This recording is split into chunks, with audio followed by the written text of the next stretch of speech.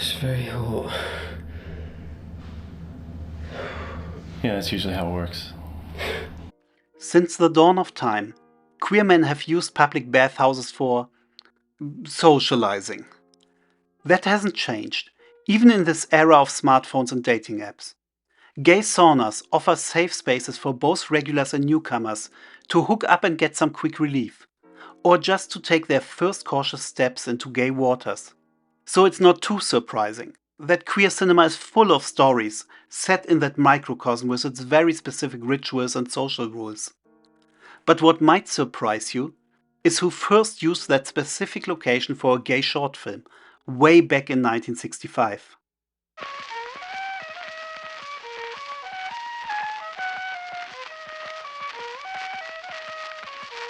In 1959, the California Supreme Court ruled that Kenneth Anger's short film Fireworks was legitimate art, and the depiction of homosexuality was not necessarily obscene, thus leading to a loosening of censorship laws.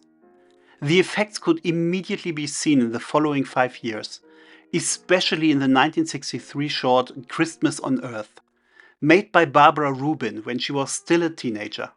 The film shows various people engaged in sex acts, including a long scene between two men, projected over close-ups of genitals. It's so graphic that, I swear, these are literally the only 15 seconds I can show you. The underground scene in the 60s was exploding, especially in New York City. And while police raids on cinemas still happened, they didn't stop 1963 from becoming arguably the most important year in experimental filmmaking. Besides Christmas on Earth, it also brought us Ken Jacobs' Blonde Cobra, Flaming Creatures by Jack Smith, Kenneth Anger's Scorpio Rising, Twice a Man by Gregory J. Markopoulos, Mothlight, which Stan Brakhage created without a camera, and I would include Ernest Pintoff and Mel Brooks' The Critic as well. What the hell is this? Andy Warhol joined the pack with a homoerotic haircut, and then would spend the next year filming Gay Kisses, His Sleeping Lover, and whatever is going on here. All of these shorts pushed the boundaries of filmmaking and sometimes of good taste, but none of them was interested in simply telling a story. After 2 decades of symbolism and dream imagery, we still haven't had a short film with openly gay characters and a straightforward realistic plot. Twice a Man might have come close, but Markopoulos decided to concentrate on seizure-inducing editing instead. But all that changed when openly gay director Andy Milligan read a script written by the teenage waitress Hope Stansbury, who worked at the Café Chino, a small coffee house and art venue in New York City's West Village that is now considered the birthplace of Off-Broadway. Stansbury was a fixture in the West Village's art scene, and all the stories she heard from gay friends about bathhouse visits inspired her to write a short play with the title A Night at the Baths, aka The Sunflower. Andy Milligan, who wanted to try out a used film camera he had bought, paid her a few $100 for the rights to it and gave it the new title Vapors. Vapors tells the story of a young man named Thomas, played by Andy Milligan's roommate Gary Giacuso, who one Friday evening visits the St. Mark's Bath, which was a real gay bathhouse at that time. Only the outside of the building was shot on the actual location though. The following scene of Thomas paying the entrance fee is clearly just some random corner store. The rest was filmed in an empty apartment that Milligan rented for $63. It was an especially small team. Milligan was the director, cinematographer, editor, set and costume designer, using several aliases in the credits. Thomas goes into one of the cubicles, which resemble Jean Genet's prison cells, changes into the typical white robe, which Milligan had stolen from the St. Mark's, and lies down on the bed, waiting.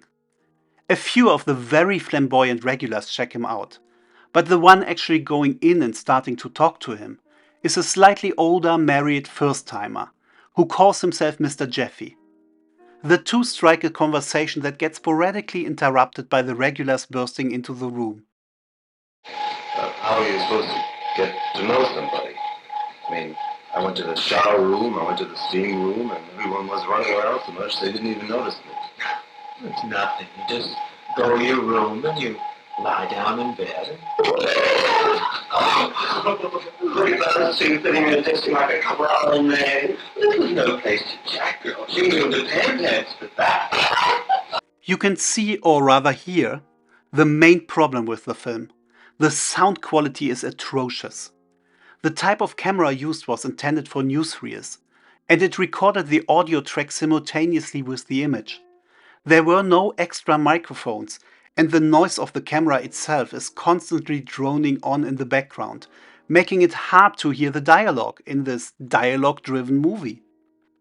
It's especially bad whenever the film cuts to the floors outside of the cubicle to show quick conversations between other guests and attendants. Did you say you were tipping on down to 103? Yes, I thought I'd see who's on the block. It's not a huge loss though. None of those scenes are important, and you can almost feel the disdain that Milligan had for effeminate gay men. Inside the cubicle, Mr. Jeffy hates them as well, and his daily routine, and his wife, and especially her feet. He admires Thomas's feet though, and at this point we expect the scene to turn steamy, but the film chooses another direction. I always like wall-shaped feet. You mind if I do something? Guess so. Sit down.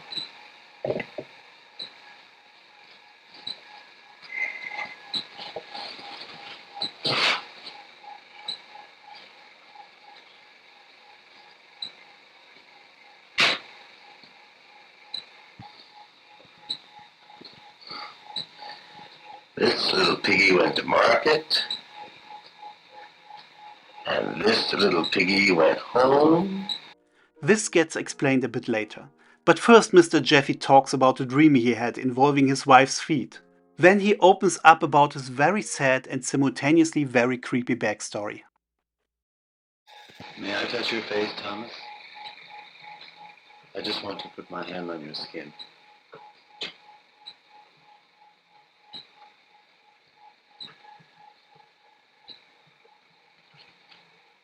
It's soft. Extremely soft. Like a young boy's. My son Billy had soft skin.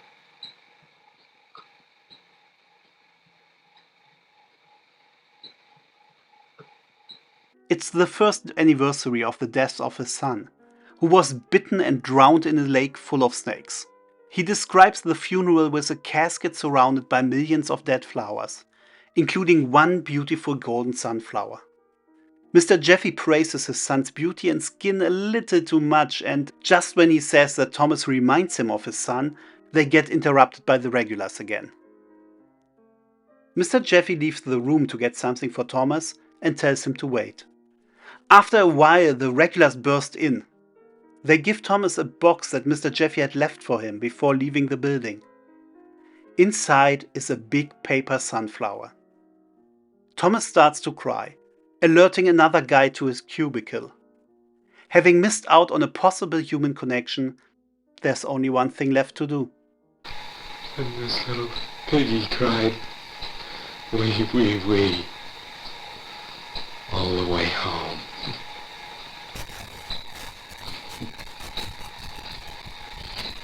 I'm sorry? Did you say something? No, nothing. Yeah. Yes, I did. I said, come on in. Hope Stansbury hated this ending. It wasn't in her original script, but it seemed to be the only thing that interested Andy Milligan, who didn't care too much for the rest. I didn't understand the whole damn thing about the sunflower. This masculine guy, who's married, ends up in this gay place. He's repressed, and he ends up with these queens giving him this big paper sunflower. All Hope's info was given to her secondhand by demented queens. It's a very weird little play. At the end, this guy comes in. I had him walk naked right to the camera. That was the end of the film. The dick walking right to the camera. The law wasn't a fan of the scene either. When the film premiered in December 1965, the police raided the screening. After a black censor strip was added, the film was allowed to be shown again. Advertised as the year's most controversial underground film, it became a hit. The bad sound, the stereotypes, the simplistic psychology, none of it mattered, because it was something genuinely exciting. A story about the gay community, yes, told from an outsider perspective, but still in a compassionate and non-judgmental way. Or, as the trailer promised, a motion picture of real life in a homosexual environment. The setting made it feel especially revolutionary. Distributor Phil Todaro agreed. Vapors created a stir, because it was the first gay-type thing ever put out about the bathhouse. It wouldn't be the last. Andy Milligan kept making films, directing almost 30, mostly low-budget horror and exploitation flicks, some of them starring Hope Stansbury. But their first collaboration turned out to be the most influential one. Over 6 decades later, we now have hundreds of gay shorts, feature films and TV shows, with scenes in saunas, steam rooms, whirlpools, and of course the attached cruising mazes. They feature first experiences, flirting, cheating, intimate encounters, disappointments, occasional zombie attacks, but most of all, lots of talking and humans connecting, just like Thomas and Mr. Jeffy did in 1965. I just think, you know, when you kiss someone, like, kissing can be so beautiful and intimate, you know? Like, there's this magic that just happens. I think you might be in the wrong place, mate. Well, I do. If people don't like to kiss it. People don't like to get intimate, mate. Gay bathhouses have survived police raids and shutdowns during the height of the AIDS epidemic. And even that curious straight invasion in the 70s, when they were also used as music venues. I became very popular at a place in Manhattan called the Continental Baths, which was a steam bath for homosexuals, a health club, an exclusively homosexual health club. The latest crisis was the COVID lockdown, and the feeling of loneliness and longing for human contact during that time inspired my favorite bathhouse depiction. In Shu Tung-Yen's sci-fi short Kiss, a man in a spacesuit explores an abandoned gay bathhouse, haunted by the memories of men hooking up in there decades ago. He stumbles upon another man, dressed only in a towel, and the encounter leads to his first physical contact in maybe forever, and the titular kiss. Initially a direct reaction to COVID, I think the film is much more universal and timeless than that.